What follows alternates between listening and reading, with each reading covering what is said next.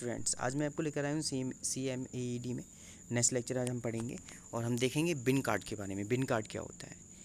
Store में रखे गए सामान की शुद्ध स्थिति की तुरंत जानकारी प्राप्त करने के लिए अब बिन कार्ड प्रणाली का प्रयोग किया जाने लगा है। प्रत्येक सामग्री का एक साथ छोटा कार्ड रखा जाता है जिस पर उस सामग्री का आगत, निर्गत तथा अवशेष लेन देन संपन्न होती है दर्ज किए जाते हैं। इस प्रकार के किसी सामान की स्थिति जानने के लिए स्टॉक रजिस्टर के पन्ने बार बार पलटने नहीं पड़ते। बिन कार्ड का प्रारूप पृष्ठ पर दिया गया है, देखिएगा, देखते हैं। देखो, इन्होंने बनाया हुआ है एक पूरा कार्ड दिखा रहे हैं। लोक निर्माण, स्टॉक निर्गत का मासिक सार। ठीक, देखो बहुत ही अच्छे से उन्होंने पूरी एक चीज़ को डिटेल में समझा। अब देखिएगा, समझिए, कैसे पढ़िएगा, पूरा चार्ट आपको समझ में आ जाएगा। बिन कार्ड के बारे में जानते हैं। सामग्री का नाम, निर्गत दर, माप, अधिकतम अनुमत स्टॉक, कोड संख्या, बिन कार्ड संख्या, न्यूनतम अनुमत स्टॉक, दिनांक, संदर्भ, आगत, निर्गत, अधिशेष, प्रभारी के हस्ताक्षर, टिप्पणी। स्टॉक में सामान का अधिक अथवा कम पाया जाना, surplus and storage of shortage of stock. देखते हैं क्या होता है। स्टॉक की जांच चेकिंग करने पर हो सकता है कोई सामान अतिरिक्त, फालतू अथवा कम हो, अर्थात सामान के वास्तविक अधिशेष, ग्राउंड बैलेंस तथा पुस्तकीय अधिशेष, बुक बैलेंस में अंतर हो।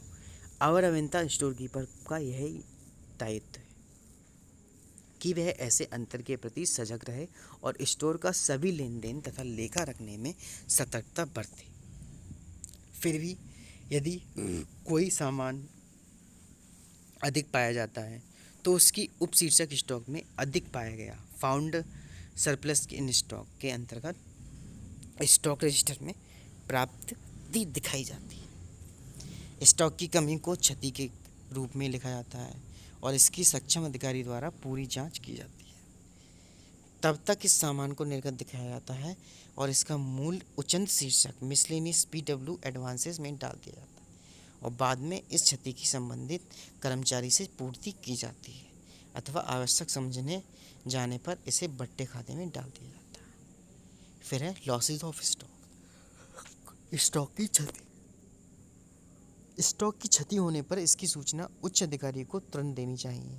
चोरी चले जाने की स्थिति में इसकी रिपोर्ट पुलिस को भी दी जाती है और स्टॉक की क्षति का एस्टीमेट बनाकर अधीक्षण अभियंता को भेजा जाता है। इस पर सहायक तथा अधिशासी अभियंता भी अपनी आज्ञा देते हैं। अधीक्षण अभियंता की स्वीकृति तथा समंजन के आदेश को प्राप्त होने तथा तदनुसार सामान को बट्टे खाते में डाल दिया जाता है अथवा दोषी पाए जाने वाले कर्मचारी से इसकी पूर्ति रिकवरी भी कर ली जाती है। स्टॉक के रखरखाव में समान अनियमितताएं, कॉमन इनरेगुलरिटीज इन स्टॉक कीपिंग। देखते हैं क्या होता है। तो इसमें क्या होता है, स्टॉक का आगत, निर्गत घटितानुसार क्रमानुसार रजिस्टर में दर्ज करना, स्टॉक के प्रत्यक्ष अधिशेष, ग्राउंड बैलेंस का पुस्तकीय अधिशेष बुक बैलेंस में मेल न रखना, स्टॉक आगत की प्रविष्टि साथ साथ माप पुस्तिका में न करना, सामान का निर्गत पत्र, मांग पत्र इंडेंट के बगैर कर देना, सामान को उपयुक्त शीर्षक के अंतर्गत दर्ज न करना, स्टॉक लेखा निर्धारित तिथि को ना बंद करना अथवा समय पर इसकी रिटर्न ना भेजना, स्टॉक का निर्धारित अवधि भौतिक सत्यापन ना कराना, ठेकेदार को सामान निर्गत करते समय उसका नाम दर्ज ना करना अथवा उसे सामान की टिकट रहित सभी USR प्राप्त करना, प्रविष्टियों पर ऊपरी लेखन ओवर राइटिंग करना, संशोधन को सत्यापित ना करवाना, स्टॉक को अपने निजी उपयोग के लिए ले जाना, स्टॉक लेखा के रजिस्टरों में यदि कोई त्रुटि हो जाती है तो लेखे से संबंधित अधिकारी कर्मचारी अपने लेखन से उसे काटकर शुद्ध कर सकता है। यदि लेखा बनाकर उपखंड कार्यालय को भेज दिया गया है तब त्रुटि के निवारण के लिए अंतरण प्रविष्टि आदेश TEO तैयार करना होता है। अब स्टॉक की जांच, stock taking and verification of stocks. Stock में पड़े सभी सामान की भौतिक जांच स्टॉक टेकिंग कहलाता है। खंड अधिकारी का यह उत्तरदायित्व है कि उसके अधीन विभिन्न उपखंड का स्टॉक पुस्तकीय लेख के अनुसार अथवा उत्तम दशा में हो और कोई कर्मचारी इसका अनधिकृत उपयोग ना करे। स्टॉक की जांच के लिए मार्ग निर्देश निम्नलिखित हैं। स्टॉक की जांच के लिए केवल निरीक्षण काफ़ी नहीं है, परंतु बात को तोलकर, मापकर, गिनकर इसकी भौतिक जांच पड़ताल की जाती है। स्टॉक प्रभारी वर्ष में 2 बार अपने स्टोर को जांच करेगा, कमी बेशी पर ध्यान देगा। ठीक। सहायक अधिशासी अभियंता वर्ष में कम से कम 1 बार सुविधा के अनुसार अपने अधीनस्थ कर्मचारी की सहायता से खंड के संपूर्ण स्टॉक की भौतिक जांच करेगा। First point. सेकंड है, यदि खंड में कई स्थानों पर कई उपखंडों में स्टॉक रखा गया है तो खंड अधिकारी अपनी तथा सहायक अधिकारियों की सुविधा के अनुसार एक साथ अथवा अलग अलग जांच का कार्य संपन्न करा सकता है। 5वां पॉइंट है, जांच किए गए सामान के अधिशेष पर जांच अधिकारी दिनांक सहित अपने लघु हस्ताक्षर करेंगे और अपने हाथ से भौतिक सत्यापन का प्रमाण पत्र देगा। कमी बेशी का ब्यौरा स्टोर रिटर्न में भी अंकित किया जाएगा। कमी बेशी की प्रविष्टियां स्टॉक रजिस्टर में भी कर दी जाती हैं। अतिरिक्त सामान को प्राप्ति तथा कमी को निर्गत कॉलम में दिखाया जाता है। क्षतिग्रस्त अथवा बेकार सामान की सर्वे रिपोर्ट बनाकर भट्टे खाते राइट ऑफ में डाल दी जाती है। स्टॉक में पड़े ऐसे मटेरियल जिनकी अगले 12 महीने में उपखंड में आवश्यकता नहीं पड़ेगी, अलग से सूची तैयार करके खंड अधिकारी को भेजी जाती है और खंड अधिकारी ऐसे सभी सामान के निपटान की व्यवस्था करेगा। एक उपखंड में किसी सामान का उपयोग न होना अथवा दूसरे उपखंड द्वारा उसी सामान का खुले बाजार से क्रय करना अनियमितता का ज्वलंत प्रमाण, जिसका संबंधित अधिकारी कर्मचारी से जवाब मांगना चाहता है। ठीक है, तो ये था हमारा चैप्टर स्टोरेज। ये आपके वीडियो में आप काफ़ी क्वेश्चंस आ चुके हैं, जैसे कि भंडार का वर्गीकरण, उच्चन शीर्षक, सस्पेंशन हेड, आरक्षित स्टॉक, स्टॉक की आरक्षित सीमा। तो इस बार तो आपके ऑब्जेक्टिव आने हैं, तो इस थ्योरी को पढ़िएगा, समझिएगा और ऑब्जेक्टिव फॉर्म में आप क्वेश्चन आंसर दीजिएगा। नेक्स्ट चैप्टर है हमारा औजार तथा संयंत्र, टूल्स एंड प्लांट्स, T&P क्या होता है। हमने कुछ अंश पढ़ा था प्रीवियस वीडियो में टूल्स एंड प्लांट T&P के बारे में। देखते हैं क्या होता है। इंट्रोडक्शन। निर्माण कार्यों के लिए भवन सामग्री के अतिरिक्त अनेक यंत्रों तथा संयंत्रों की आवश्यकता पड़ती है, अतः इनका आवश्यक संख्या में क्रय किया जाता है। देखते हैं क्या क्या क्रय किया जाता है। सबसे पहले औजार की बात करूं, जो उपकरण हाथों द्वारा काम में लाए जाते हैं उन्हें औजार या यंत्र कहते हैं, जैसे बसूली, करनी, फावड़ा, गैती, तसला, बाल्टी, टोकरी, दुरमुठ इत्यादि और छोटे होते हैं और औजार छोटे होते हैं तथा कम स्थान घेरते हैं। दूसरा है संयंत्र मशीनें, जो उपकरण यांत्रिक अथवा अन्य शक्ति से चलते हैं उन्हें संयंत्र मशीनें कहते हैं, जैसे सड़क रोलर, मिश्रक, कंपक, power shovel, jeep, truck, bulldozer, tractor इत्यादि। ये अपेक्षाकृत बड़े आकार के मूल्यवान होते हैं। औजार तथा मशीनें ईंट पत्थर, सीमेंट, लोहा, कास्ट की भांति निर्माण में खपते हैं, इस्तेमाल से घिसते हैं तथा टूट फूटते अवश्य हैं। एक कार्य पर प्रयोग होने के बाद इन्हें अन्य कार्य पर भेज दिया जाता है अथवा स्टोर में लौटा दिया जाता है। ये भंडार के लेखे में तब तक बने रहते हैं जब तक निष्प्रयोज्य घोषित करके इन्हें भट्टे खाते राइट ऑफ में ना डाल दिए जाए। चूँकि औजार तथा मशीनें स्टॉक की समान वस्तुओं से बिल्कुल भिन्न होती हैं, अतः इनको अलग शीर्षक औजार तथा संयंत्र, टूल्स एंड प्लांट्स के अंतर्गत रखा जाता है तथा औजार तथा मशीनों के अंतर्गत ड्राइंग उपकरण, कार्यालय फर्नीचर तथा पशु धन को भी लिया जाता है। ओके, नेक्स्ट है हमारा औजार संयंत्र की प्राप्ति के स्रोत, कहाँ से संयंत्र प्राप्त होते हैं। T&P औजार संयंत्रों की प्राप्तियों के मुख्य स्रोत निम्नलिखित हैं। विक्रेता पूर्तिकर्ता से, अन्य विभागों से अंतरण द्वारा, उधार किराए पर लेकर। ठीक है, फिर है औजार संयंत्रों का वर्गीकरण, क्लासिफिकेशन ऑफ T&P। महत्व की दृष्टि से औजार संयंत्रों का 2 वर्षों में रह गया दृष्टि औजार मशीनों द्वारा 2 वर्गों में रखा जाता है। पहला, साधारण औजार तथा मशीनें, जनरल टीएनपी। इसके अंतर्गत हस्त औजारों, छोटी मशीनों को लिया जाता है। इन औजारों तथा मशीनों का क्रय मूल्य, ढुलाई, मरम्मत, देखभाल पर होने वाला व्यय भी शीर्षक औजार तथा यंत्र टीएनपी में डाला जाता है। विशेष औजार तथा मशीनें, स्पेशल टीएनपी। जब किसी बड़े कार्य, सुरंग, बांध, पुल इत्यादि के निर्माण के लिए विशेष औजारों तथा मशीनों को उपलब्ध कराया जाता है, तब इन पर किया गया व्यय सीधा कार्य विशेष के खाते में डाला जाता है। राइट, ठीक है, खाते में डाला जाता है। विशेष औजार तथा मशीनें विभाग या तो क्रय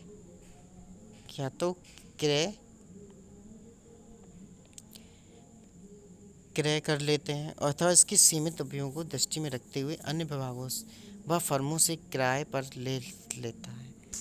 इस स्थिति में ऐसे विशेष औजारों तथा मशीनों का किराया, परिवहन, मरम्मत इत्यादि का व्यय उसी कार्य के अंतर्गत दिखाया जाता है जिसके लिए इनकी व्यवस्था हुई है। औजार तथा संयंत्र के उपसर्ग, शीर्षक, सबहेड एंड टीएनपी। औजार तथा मशीनों के मुख्य उपशीर्षक निम्नलिखित हैं। अंग्रेजी में इनके संकेत अक्षर भी इनके आगे दिए जाते हैं।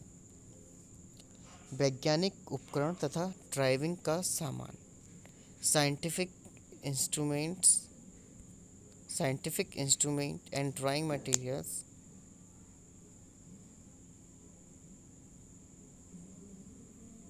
ठीक। तो संयंत्र एवं मशीनें, प्लांट एंड मशीनरी, जैसे सड़क, रोलर, मिश्रक, कंपक, truck, tractor, bulldozer, pump, cooler, पंखा, क्रेन आदि जो जितने भी मटेरियल्स हैं, क्रेन वगैरह। फिर है औजार, टूल्स, जैसे हथौड़े, साहुल, तसले, कैंची, फावड़े, आरी, फाइल, टोकरी, रस्सी, ताले इत्यादि। नौ संचालन संयंत्र, नेविगेशन प्लांट, नौका संचालन संबंधी सामान जैसे नाव, motor, boat, steamer, launch, ponds इत्यादि। कैंप समापन, सी कैंप, इंक्वायरी बेस, जैसे दरी, छेद, छोलेदारी, कनाते, लालटेन, पेट्रोल मैक्स, लैंप इत्यादि। एल, लाइव स्टॉक, तो कार्यालय फर्नीचर अनुसार ऑफिशियल, ठीक है। सामग्री जिसका लेखा औजार तथा संयंत्र टीएनपी की भांति रखा जाता है।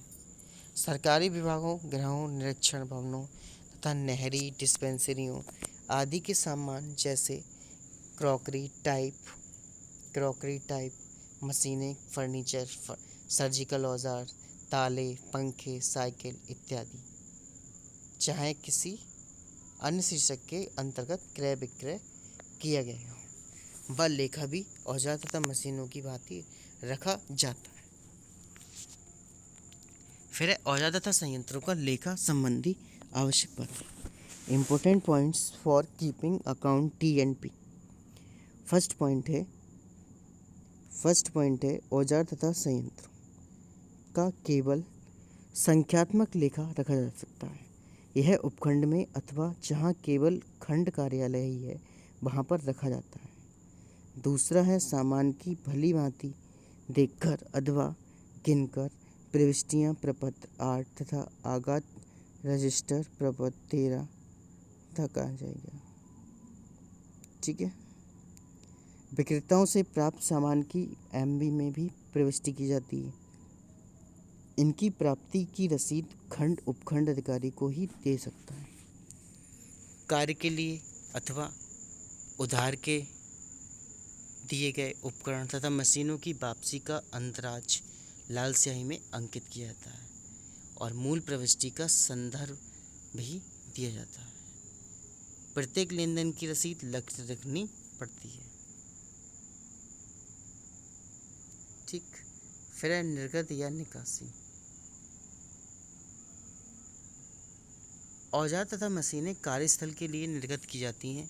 निर्गत संबंधी प्रविष्टियां प्रपत्र 8 पर, मासिक लेखा प्रपत्र 14 पर रखा जाता है। औजार तथा मशीनें सक्षम अधिकारी को स्वीकृत पर ठेकेदारों, स्थानीय निकायों तथा अन्य व्यक्तियों को अपने उपयोग के लिए निर्धारित किराए जाने पर, तो इस चक्कर में ठीक है, परंतु इनको ठीक दशा में ठीक समय पर लौटाने की जिम्मेदारी प्राप्तकर्ता की होगी। किराए पर दिए गए औजार तथा मशीनों से प्राप्त किया किराए का लेखा रखा जाता है, तो ये ओनर रखता है जिसका वर्क होता है। जो सामान मरम्मत आदि के लिए स्टोर से बाहर भेजा गया है उसकी बराबर जानकारी रखी जाएगी। उधार दिए गए अथवा मरम्मत,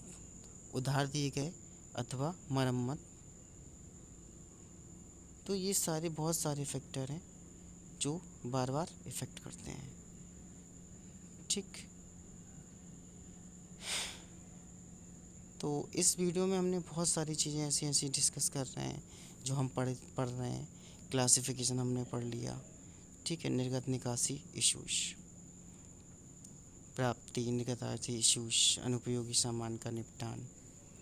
ठीक है। तो इन सभी चीज़ों को अच्छे से देखिएगा, समझिएगा।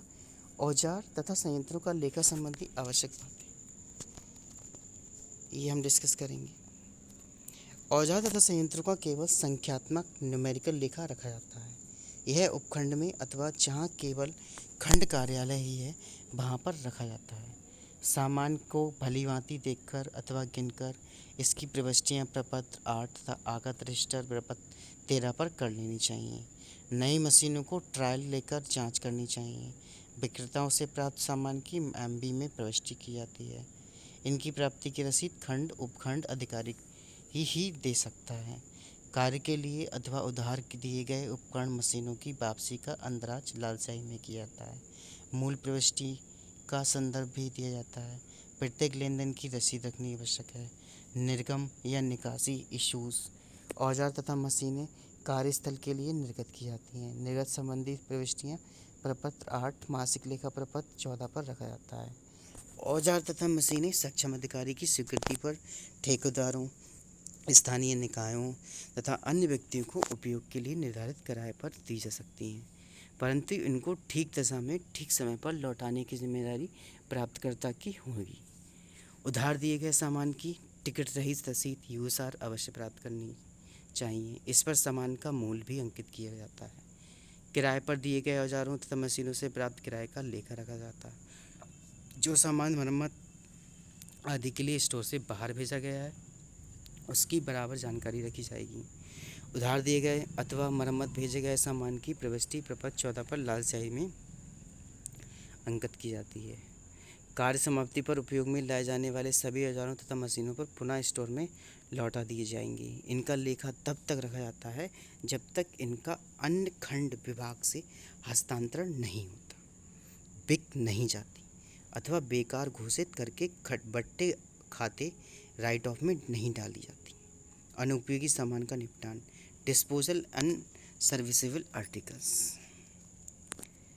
जो औजार या मशीन अनुपयोगी बेकार हो जाती हैं उसकी सर्वे रिपोर्ट बनाकर स्वीकृति प्राप्त कर बट्टे खाते डाल दी जाती है और नीलाम करके बिक्री लेखा पत्र बनाया जाता है। ठीक है। बेकार सामान को भ्रष्ट कर्मचारी अथवा ठेकेदार द्वारा स्टोर के नए सामान से हेरा फेरी करके बदला ना लिया जाए। बट्टे खाते डालने के लिए पश्चात ऐसे सामान को सक्षम अधिकारी के सामने तोड़कर नष्ट कर दिया जाता है। ठीक। हस्तांतरित अथवा विक्रय किए गए सामान की मूल्य वसूली, cost of transfer and sales. टी&पी के फालतू अथवा निष्प्रयोजन सामान को सक्षम अधिकारी की स्वीकृति प्राप्त होने पर बेचा जा सकता है अथवा मांग आने पर अन्य खंड विभाग को हस्तांतरित किया जा सकता है। सेकंड है, ऐसे सभी हस्तांतरित बेचे गए सामान के मूल्य की वसूली की जिम्मेदारी खंड अधिकारी की होगी। यह मूल्य शीघ्र अतिशीघ्र वसूल कर लिया जाए।